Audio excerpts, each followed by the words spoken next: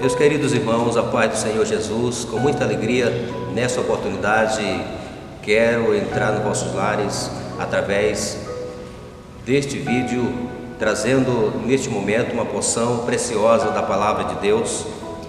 Queremos refletir em Deuteronômio capítulo 20, versículo 1 ao versículo 4.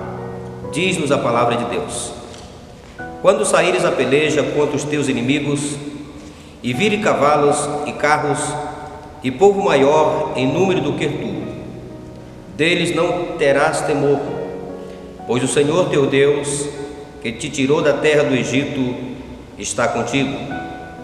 E será que quando vos chegardes à peleja, o sacerdote se adiantará e falará ao povo, e dir-lhe-á: ouve, ó Israel, hoje vos achegueis a peleja contra vossos inimigos, que não se amoleça o vosso coração, não temais, nem tremais, nem vos atemorize diante deles, pois o Senhor vosso Deus é o que vai convosco e peleja contra vossos inimigos para salvar-vos.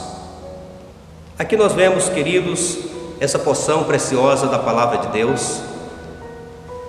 Quando a gente observa que existe algo que pode paralisar a vida de um cristão, que é o medo. E a Palavra de Deus, ela nos diz em 1 de João capítulo 4, versículo 18, a parte A: na caridade não há medo, antes o perfeito amor ou caridade lança fora o medo. Nós sabemos que a maior batalha que enfrentamos acontece na nossa mente.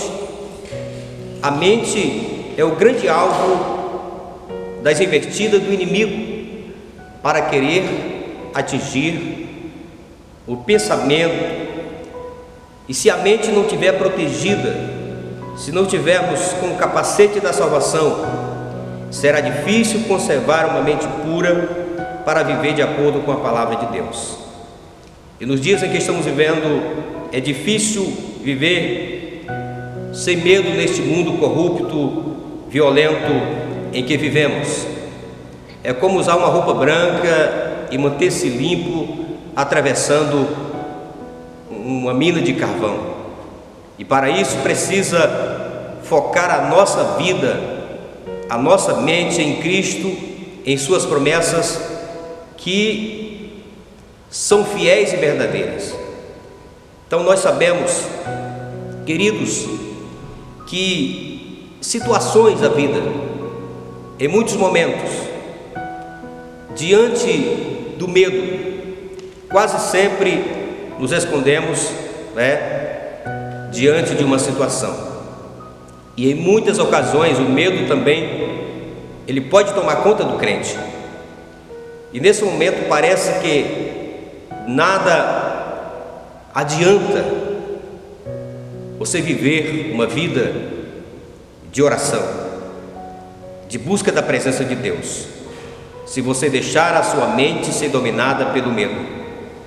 Muitas vezes, nesse momento, o futuro se torna incerto e traz uma sombria confusão na sua mente, e muitas vezes os pensamentos são confusos, o sono quase não vem, e quando ele aparece, o dormir se torna agitado, nervoso, curto, seguido de pensamentos e pesadelos.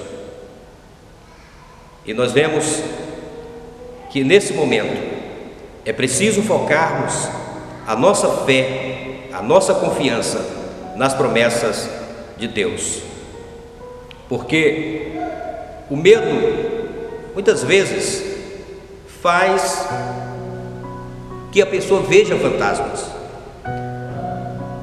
e nós precisamos estar, meus queridos amigos, amados irmãos, vendo o invisível, acreditando que Deus está lutando e trabalhando por nós.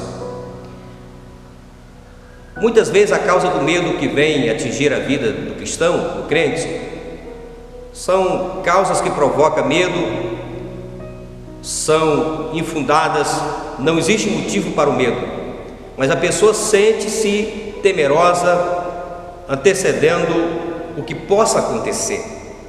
E nesse mar de pensamento vem a culpa. A consciência culpada, ela é medrosa.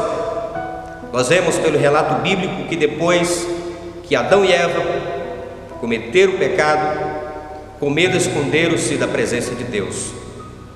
Os irmãos de José achavam que estavam sofrendo todo aquele mal, toda aquela pressão psicológica, por causa de tudo o que eles haviam feito com o seu irmão.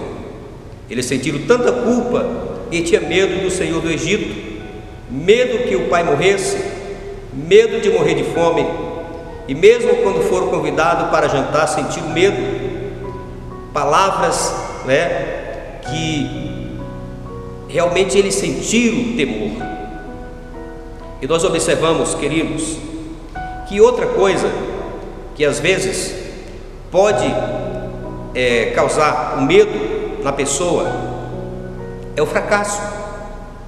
Algumas pessoas, quando fracassam, ficam com medo de tentar outra vez. O medo de errar, às vezes, paralisa a pessoa. E a questão não é fracassar, mas a forma como lidar com o fracasso. Ou, às vezes, a pessoa se recrimina por não se sentirem perfeita, ou se agirem generosamente, reconhece que a vida é um processo de aprendizagem e que aquilo está trazendo um crescimento para a sua vida. Então o medo é vencido quando se compreende a razão que levou a pessoa a fracassar. Então o medo existe em uma forma diferente entre sentir-se um fracassado e sentir que algo está cooperando para que cresçamos na presença de Deus. Então, o sentimento de fracasso leva à imobilidade do desespero e do medo, e a noção de aprendizagem ao crescimento, quando você aplica isto dentro do contexto que você está vivendo, quando nós estamos vivendo. E quando o medo, ele pode ser positivo. O medo, em certa ocasião, é considerado como um mecanismo de defesa. Até que ponto o medo é positivo?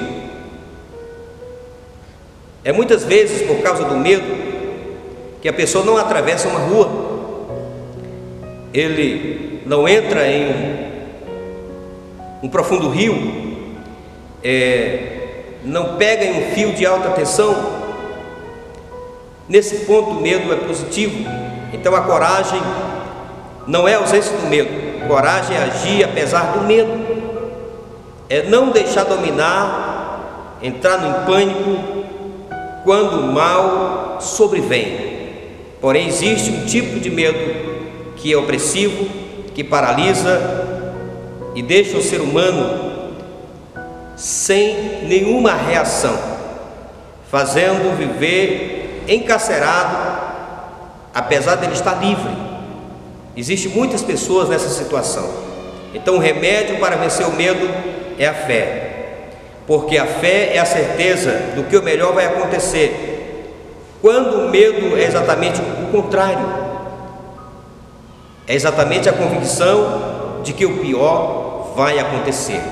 Nós estamos vivendo dias em que a nação brasileira, a igreja brasileira, todos nós estamos vivendo um momento de pavor.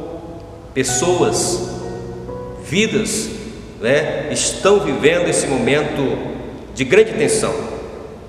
Mas para nós que temos promessa de Deus, cremos nas promessas do Senhor, a certeza de que Ele está conosco, não podemos temer, porque Deus, Ele não tirou de nós o seu amparo. E como, pastor? Você me perguntaria, como se libertar do medo? Nós observamos que depois que Jesus morreu, a decepção e o medo tomaram conta dos discípulos.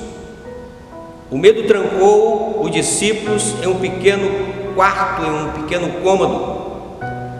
A mensagem de esperança, a mensagem de ressurreição ficou aprisionada.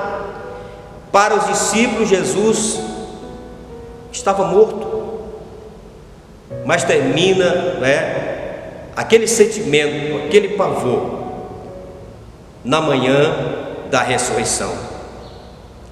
O medo fazia com que eles esquecessem totalmente da esperança da ressurreição e das promessas que Jesus havia feito para eles.